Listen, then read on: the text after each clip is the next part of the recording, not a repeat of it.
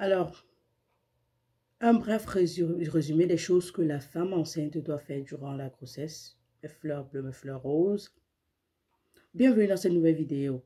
Ici, la daronne de la santé 2.0. La femme enceinte doit boire 3 litres d'eau par jour durant la grossesse. La femme enceinte doit se oindre au moins 3 fois par jour avec soit l'huile d'olive, le beurre de karité, l'huile de coco ou alors l'huile de palmiste ou simplement une naturelle de son choix.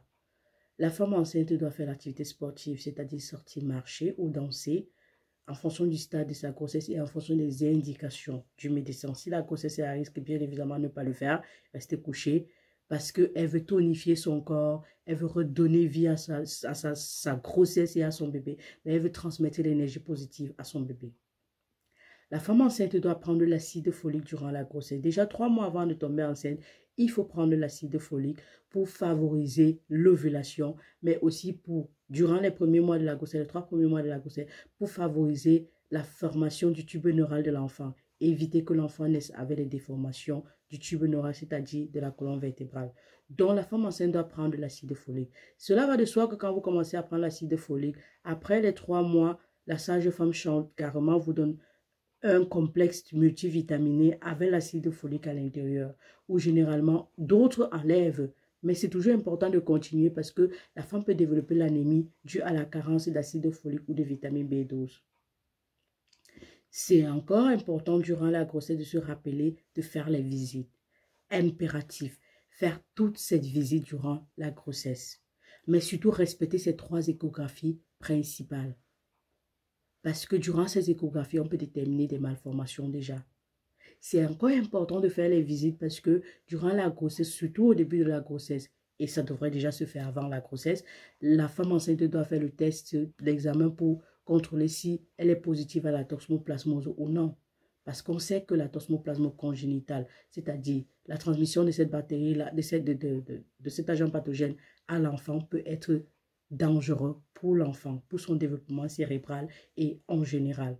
Ça peut être toxique, dangereux, voire même létal pour ce bébé. La femme enceinte, durant la grossesse, doit mettre la vaseline sur le bout de ses seins, soit l'huile de coco ou alors l'huile d'olive sur le bout de ses seins parce qu'elle veut éviter les crevasses durant l'allaitement. La femme enceinte doit beaucoup se reposer durant la grossesse parce que elle veut maintenir sa pression artérielle dans la norme, parce qu'elle veut faire reposer son bébé, parce qu'elle prépare aussi la période postpartum, parce qu'après l'accouchement, tout change. Il y a un bébé qui est en jeu. Et si tu n'es pas assez reposé, ce qui n'est pas très facile à la fin de la grossesse, mais il faut quand même essayer. J'interpelle ici les femmes qui se réveillent dans la nuit pour réveiller les hommes. Va m'acheter telle chose, va m'acheter le bœuf qui est descendu de l'avion simplement parce qu'elle veut attirer de l'attention. Vous ne vous faites pas du bien, vous faites du mal à vous, à votre bébé et aussi à votre, quand vous serez dans la période postpartum. Ce sont des attentions qu'il faut vraiment prendre en considération. La femme enceinte doit être positive, mais surtout prier. Parce que tout ce que nous dit autour de nous, tout ce que nous disons, pardon, autour de vous comme professionnels sanitaires, c'est notre devoir. Nous sommes allés à l'école. Mais ce n'est pas suffisant. Il faut prier. Il faut prier que tout se passe bien. La femme enceinte doit faire confiance à son personnel soignant. Si on vous dit que votre bébé est en position siège et qu'il faut faire une césarienne et que vous aurez souhaité accoucher par voie basse, c'est normal, vous pouvez paniquer. Mais faites confiance et priez que l'enfant naisse dans de bonnes conditions, que vous soyez en santé, que cet enfant soit en santé.